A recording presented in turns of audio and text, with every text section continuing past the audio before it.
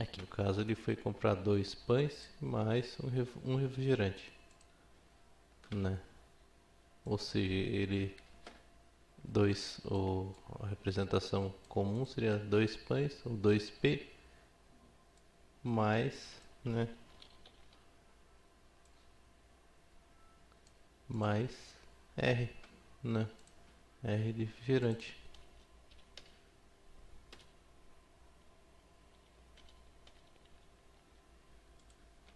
2P mais R. Você vê que interessante aqui, a gente já tem uma função, né? Uma função em que o cara vai comprar dois pães e mais uma latinha de refrigerante, supondo que a latinha valesse 1,50, né? Por exemplo, ele teria 3 vezes 1,50. Para simplificar, vamos imaginar que fosse, né? Qual que então o valor total, né? Vamos imaginar que ele quer saber quanto que ele gastou. Valor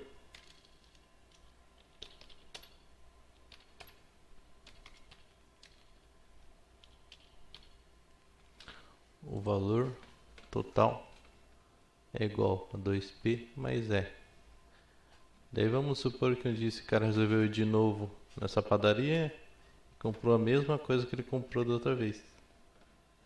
Dois pães mais um refrigerante. Ou seja, essa função 2P mais R, ela ia representar todas as vezes em que o nosso amigo foi na padaria comprar pão. Você vê que interessante. Em função, né, do valor do pão e o valor do refrigerante. Se você substituir R pelo valor do refrigerante e P, supondo que substituir R pelo valor do refrigerante e P pelo valor do pão, você vai ter uma função que sempre vai representar a, a viagem do nosso amigo na padaria.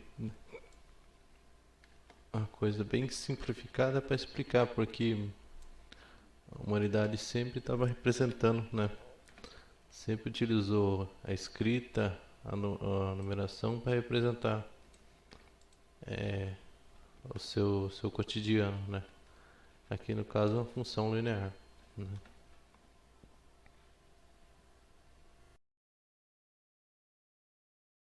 Voltando aqui à matemática, né? Nós estamos falando sobre o começo, né? Então a humanidade foi evoluindo, representando seu cotidiano na escrita, na numeração. E mesmo assim no seu, nos seus relacionamentos, nas suas compras, etc., o ser humano precisava utilizar a lógica, né? Ou seja, ele precisava ser claro, ele precisava ser preciso, para que não saísse sendo prejudicado quando ele fazia essas negociações. Ele precisava comprar, precisava vender, etc.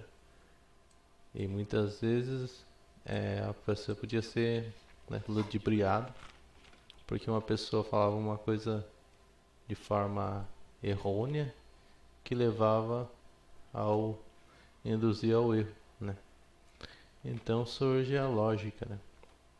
Uma forma de você pensar claro, né? E preciso, ou seja, a lógica.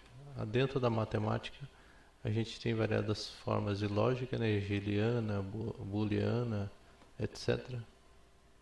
E a lógica ela surge então desde o começo, né? Desde o princípio primordial da humanidade. Existiria formas de você pensar claramente, né? Ou seja, você analisar seus argumentos para que não houvesse falha, né? Então a lógica vai surgir primeiro de uma forma mais precisa com um filósofo grego chamado Aristóteles, né? Um filósofo grego que estudou a lógica, né? Conhecido como o pai da lógica, né? Aristóteles que começa então trazendo os primeiros conceitos de lógica, né, bem estudados, né? Então, A lógica surge então a lógica aristotélica. Dá-se o nome de lógica aristotélica ao sistema lógico desenvolvido por Aristóteles, a quem se deve o primeiro estudo formal do raciocínio. Formal por quê? Porque ele estudou de uma forma sistemática, né? De uma forma bem explicada a lógica.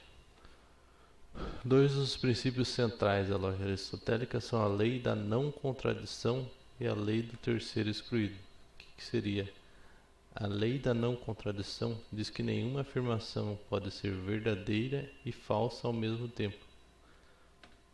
Ou seja, se você afirma uma coisa, ela não pode ser verdadeira e falsa. Ou seja, você afirma uma determinada por exemplo, uma bola é amarela. Ou seja, a afirmação é essa aqui. Só que, logicamente, você não pode dizer que a bola é amarela e a bola não é amarela. Porque daí você estaria em contradição. Ou seja, se você tem uma bola e você afirma que ela é amarela, ela tem que ser amarela, ela não pode ser vermelha. Essa seria a lei da não contradição da lógica aristotélica. E a lei da não contradição diz que nenhuma afirmação pode ser verdadeira e falsa ao mesmo tempo. E a lei do terceiro excluído diz que qualquer afirmação da forma P ou não P, ou seja, o que ele está falando aqui? Que qualquer afirmação de uma forma P ou não P é verdadeira. Esse princípio deve ser cuidadosamente distinguido ao princípio da bivalência. O que Aristóteles diz com isso aí? É o princípio da terceira excluída. Se o argumento, por exemplo, essa bola é amarela, ela não pode ser ela não pode ser vermelha. Então, na verdade, é a mesma afirmação do princípio da não contradição. Se um argumento pode ser uma coisa, ele não pode ser um terceiro argumento, né? Você, por exemplo, você tem 3 argumentos, né? Você tem variados argumentos, mas você não pode cair em contradição, né? Não pode ser um argumento pode ser mas ele não pode ser um terceiro, né? Aqui, por exemplo, você tem a bola é amarela, né?